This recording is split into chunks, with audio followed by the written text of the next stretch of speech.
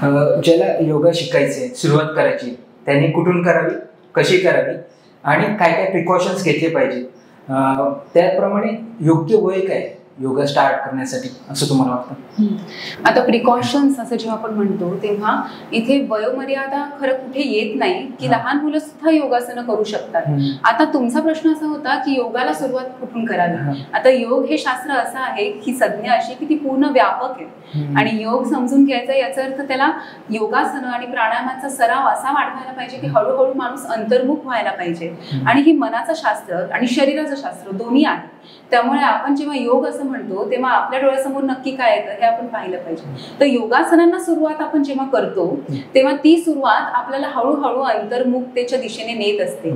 तर लहान मुलं असो किंवा एक 30-35शीतली महिला किंवा मंडळी असू देत किंवा वृद्धापकाळातली मंडळी असू देत, त्या प्रत्येकासाठी योगासनं आणि प्राणायाम महत्वाची ठरतात. आता सुरुवात कशी करायची, तर आपलं शरीर आता आपल्याला काय सांगतंय ते आपण पहिले पाहायचं आणि मग सुरू करायचं. तर सरांनी याच्यावरती एक व्याख्या केलेली आहे.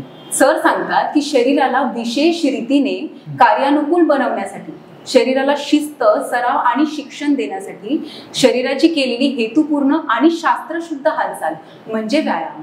तर जेव्हा आपण योगासनांना किंवा व्यायामाला सुरुवात करतो तेव्हा आपल्या शरीराला नेमकी किती गरज आहे, काय गरज आहे हे आपण पहिले पाहिलं पाहिजे. तर एखाद्याचं जर वजन खूप जास्त असेल तर ती अनेक योगासनं सुरुवातीला नाही करू शकत. मग हळूहळू चालणं सुरू करायला पाहिजे, मग सूक्ष्म व्यायाम करायला पाहिजे, मग सूर्यनमस्कार करायला पाहिजे. असं टप्प्याटप्प्याने शरीराची हालचाल वाढवली पाहिजे. लक्षात आलं?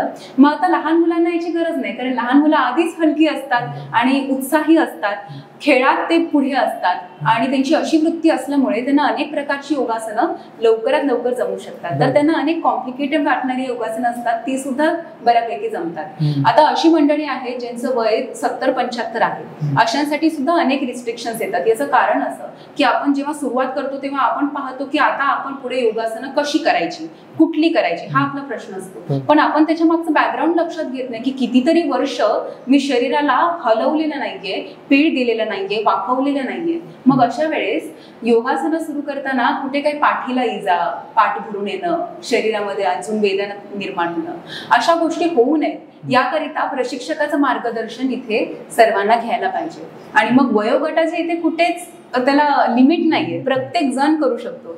सर्व योगासन आपल्याला करता येतात. आता काही स्टुडंट्स आहेत त्यांचं वय एक 72-75 या एज मध्ये ते आहेत, पण आताही ते लहानपणापासून करत असल्यामुळे शीर्षासन किंवा हातांवरती उभं राहणं म्हणजे अधोमुख वृक्षासन, ज्याला हँडस्टँड आपण म्हणतो, अशी योगासनही होतात. म्हणजे शरीर हे दिव्य आहे. शरीराला तुम्ही जसं वळण द्याल, शरीराला जसं शिस्त, शिक्षण द्याल, त्याप्रमाणे शरीर आपल्याला साथ देणार आणि आपल्या मनावरती त्याचे संस्कार होत असतात.